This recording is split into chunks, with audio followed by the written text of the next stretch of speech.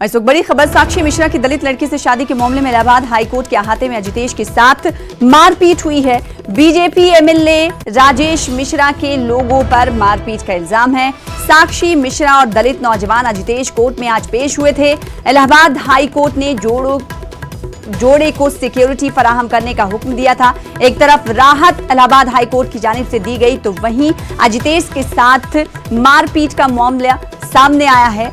अदालत के अहाते में ही बीजेपी एमएलए राजेश मिश्रा के लोगों पर मारपीट का इल्जाम लगाया जा रहा है। मुश्ताक आमिर हमारे साथ मजीद अपडेट के साथ इस खबर पर बने हुए। मुश्ताक, बताइएगा कि क्या कुछ पूरा मामला है। अजितेश के साथ कहा जा रहा है कि मारपीट हुई है अदालत के ही अहाते में।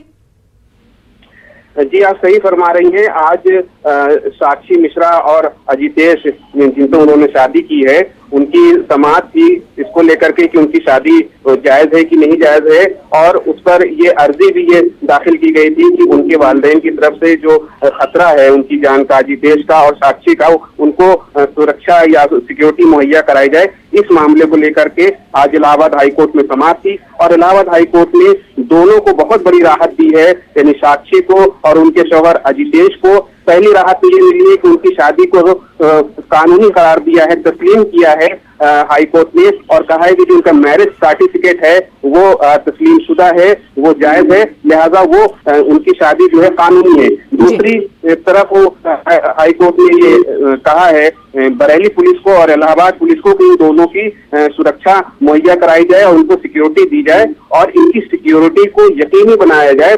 अगर ये इलाहाबाद में साक्षी और अजितेश रहते हैं तो इलाहाबाद में इनको पुलिस सिक्योरिटी दी जाए, और अगर ये बरेली में रहते हैं तो बरेली में इनको सुरक्षा मुहैया कराई जाए। एक बात काफी सोचने वाली ये है कि अदालत में सुनवाई एक तरफ हो रही है कि इन्हें सिक्योरिटी फराहम की जाए, उधर जब ये अदालत से बाहर निकलते अहाते में ही अजितेश के साथ मारपीट हो जाती है।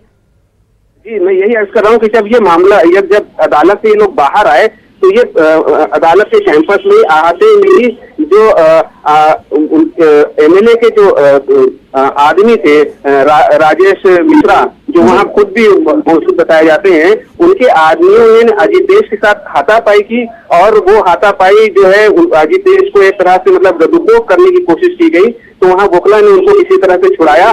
तो ये एक तरह से अदालत की हुक्म की खिलाफ वर्जी अदालत के कैंपस में ही हो गई। तो ये एक बहुत सीरियस मैटर है और अदालत ने खुद अब नोटिस लिया है, मोटो नोटिस लिया है कि इन दोनों की अजितेश की और साक्षी की जो सिक्योरिटी है उसको यकीनी बनाया जाए। अब चूंकि अदालत ने इस बात को देख लिया है कि अदालत कैंपस में ही अगर अजितेश को या साक्षी को जदुकोप किया जाता है उनके घर वालों की तरफ से, उनके वालिद की तरफ से, तो ये बड़ा सीरियस मैटर है। तो अदालत ने इस पे नाराजगी भी जाहिर की है और पुलिस को सख्त हिदायत दी है कि इन दोनों को सिक्योरिटी फराहम किया जाए। तो जाहिर है एक बहुत सीरियस मामला है। अब इन दोनों की सिक्योरिटी और ज्यादा सख्त होगी, चाहे ये बरेली में हो या इलाहाबाद में हो। जी, बहुत शुक्रिया हमारे साथ मुश्ताक में जुड़ने के लिए और अपडेट इस हवाले से फराहम करने के लिए।